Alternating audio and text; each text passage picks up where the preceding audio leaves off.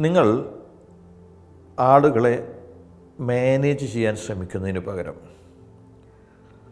അവരുടെ പ്രതീക്ഷകളെ നിങ്ങൾ മാനേജ് ചെയ്യുക. അത് കുറച്ചുകൂടെ എളുപ്പമായിരിക്കും. പ്രത്യേകിച്ചും ബിസിനസ്സുകാരോടാണ് എനിക്കത് പറയാനുള്ളത്. ഞാൻ നിങ്ങളോടൊപ്പം Anwar Sam, architect of magic manifestation vibes. നിങ്ങളുടെ ജീവിതത്തിൽ വലിയ മാറ്റങ്ങൾ ഉണ്ടാവണമെന്ന് നിങ്ങൾ ആഗ്രഹിക്കുന്നുവെങ്കിൽ, നിങ്ങളുടെ ജീവിതത്തിൽ വിജയങ്ങൾ ഉണ്ടാവണമെന്ന് നിങ്ങൾ ആഗ്രഹിക്കുന്നുവെങ്കിൽ, അതിന് നിങ്ങളെ സഹായിക്കുന്ന ഒരു വലിയ പ്ലാറ്റ്ഫോമാണ് അൻവർ സാം മാജിക് വൈബ്സ്. നിങ്ങളെ അതിനുവേണ്ടി ഒരുക്കുവാൻ സഹായിക്കുന്ന ഒരുപാട് കോഴ്സുകൾ മാജിക് വൈബ്സ് എന്ന് പറയുന്ന ഈ പ്ലാറ്റ്ഫോമിൽ അവൈലബിളാണ്.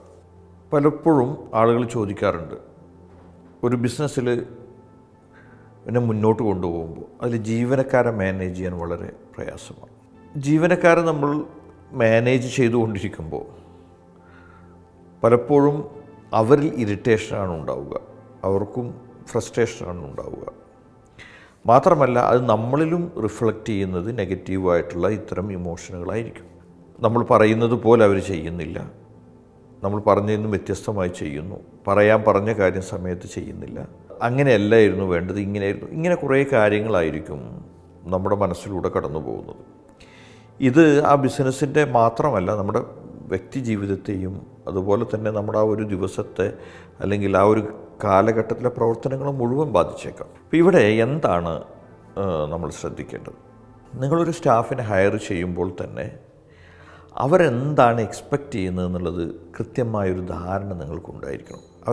അവർ ഈ ജോലിക്ക് വരുന്നത് എന്തിനാണ്? ഒരാൾ കേവലം ഒരു ശമ്പളത്തിന് വേണ്ടി മാത്രമായിട്ടൊരു ജോലിക്ക് വരികയാണെങ്കിൽ അദ്ദേഹത്തിൻ്റെ സേവനങ്ങൾക്ക് ചില പരിമിതികളുണ്ടാവും.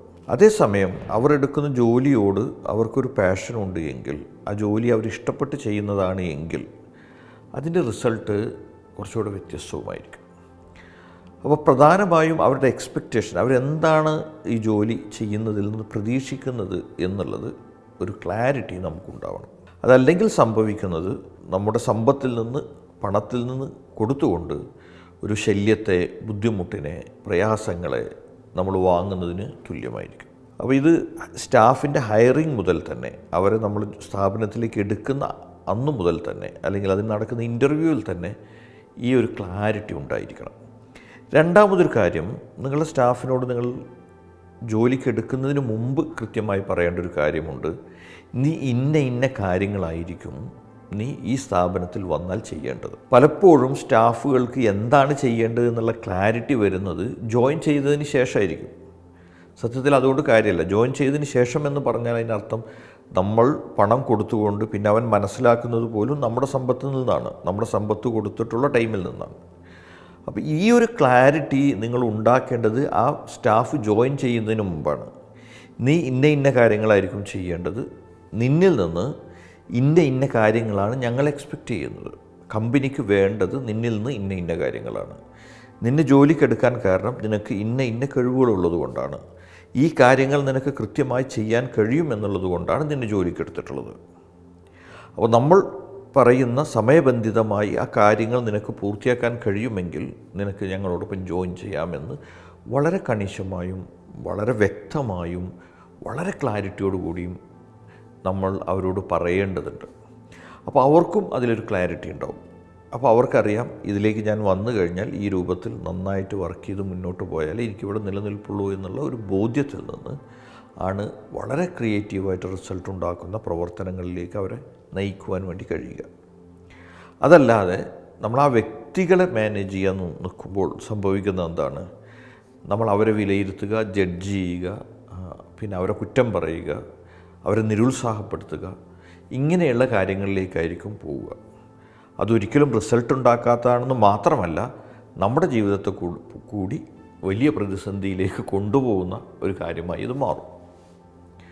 ഞാൻ പറഞ്ഞു വരുന്ന പ്രധാന വിഷയം എന്ന് പറയുന്നത് വ്യക്തതയുണ്ടായിരിക്കുക. അപ്പോൾ രണ്ടാമത്തെ കാര്യം, അവർ ജോയിൻ ചെയ്യുന്നതിന് മുമ്പ് തന്നെ ഇതിലൊരു ക്ലാരിറ്റി ഉണ്ടായിരിക്കുക. ഞങ്ങളുടെ കമ്പനിയിൽ ഇന്ന സിസ്റ്റങ്ങളുണ്ട്, ആ സിസ്റ്റം കൃത്യമായിട്ട് ഫോളോ ചെയ്യണം, റിപ്പോർട്ടുകൾ കൃത്യമായി തരണം, ഇങ്ങനെയുള്ള കാര്യങ്ങൾ എഗ്രി ചെയ്തതിന് ശേഷം മാത്രമേ ഒരു സ്റ്റാഫിനെ നിങ്ങൾ ഹയർ ചെയ്യാവൂ. മൂന്നാമതായിട്ട് വേണ്ടത്, അവർ ജോയിൻ ചെയ്ത് കഴിഞ്ഞാൽ ഉടനെ തന്നെ വളരെ കൃത്യമായ ഒരു ഓറിയൻറ്റേഷൻ കൊടുക്കണം. നമ്മുടെ സ്ഥാപനത്തിലുള്ള സ്റ്റാഫുകളെ പരിചയപ്പെടുത്തി കൊടുക്കണം. ഇവർക്ക് ഇന്ന റോളാണ് എന്നുള്ളത് വളരെ വ്യക്തമായിട്ട് ഇദ്ദേഹത്തിനും കൂടി പറഞ്ഞു കൊടുക്കണം.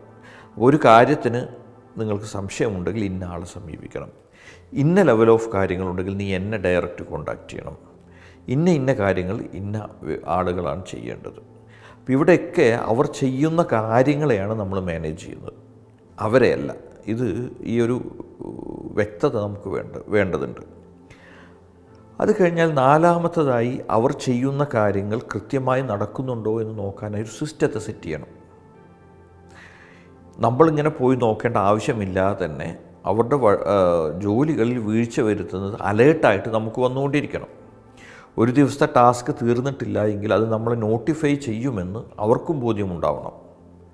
അങ്ങനെയെങ്കിൽ അത് തീർത്തു പോകുവാനും ജോലികൾ പെൻഡിങ് വരാതെ നോക്കുവാനും അവർ ശ്രദ്ധാലുക്കളായിരിക്കണമെങ്കിൽ തീർച്ചയായും ഈ ഒരു മോണിറ്ററിംഗ് സിസ്റ്റം ഉണ്ടായിരിക്കണം. ആ മോണിറ്ററിംഗ് സിസ്റ്റം അവരെ കണക്റ്റ് ചെയ്യുന്നതേ ആവാൻ പാടില്ല. അവരെ ഇറിറ്റേറ്റ് ചെയ്യുന്നതോ അല്ലെങ്കിൽ അവരോട് നിരന്തരം പോയി ചോദിക്കുന്നതോ ഒന്നും ആവാൻ പാടില്ല.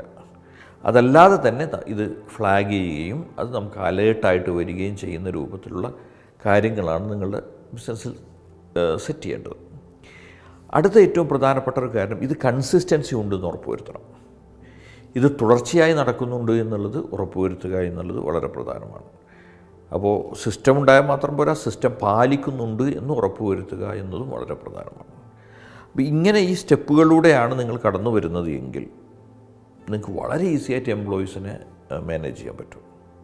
അതുപോലെ തന്നെ പെർഫോമൻസിനെ നമ്മളൊക്കെ അപ്രീഷിയേറ്റ് ചെയ്യുക എന്നുള്ളത്, പെർഫോമൻസിന് ആവശ്യമായിട്ടുള്ള കോമ്പൻസേഷൻസ് കൊടുക്കുക എന്നുള്ളത്, ഇതെല്ലാം തന്നെ ഇതിൽ പ്രധാനമാണ്. ഇതിനൊക്കെ നമുക്ക് എക്സ്പെക്റ്റേഷൻ മാനേജ്മെൻറ്റ് എന്നാണ് പറയാം. അവർക്ക് വേണ്ടതിനെ ആണ് നമ്മൾ ശ്രദ്ധിക്കുന്നത്. അപ്പോൾ അതുകൊണ്ട് തന്നെ പീപ്പിൾ അവരെ മാനേജ് ചെയ്യുക എന്നതിനേക്കാൾ ഉപരിയായിട്ട് അവരുടെ എക്സ്പെക്റ്റേഷനെ മാനേജ് ചെയ്യുക, കമ്പനിയുടെ എക്സ്പെക്റ്റേഷനിൽ ക്ലാരിറ്റി ഉണ്ടാവുക, ആ എക്സ്പെക്റ്റേഷൻ മീറ്റ് ചെയ്യുന്നിടത്ത് അത് ആ ഒരു ക്വാളിറ്റിയിൽ തന്നെ ലഭിക്കുന്നതിന് ആവശ്യമായ സിസ്റ്റം ഉണ്ടാവുക, ഇതെല്ലാം വളരെ പ്രധാനമാണ്. നല്ല ഗ്രോത്തുള്ള, നല്ല ലാഭമുള്ള നല്ല ഒരു ബിസിനസ് നിങ്ങൾക്ക് വേണ്ടി ആശംസിക്കുന്നു. Smile wishes. Thank you.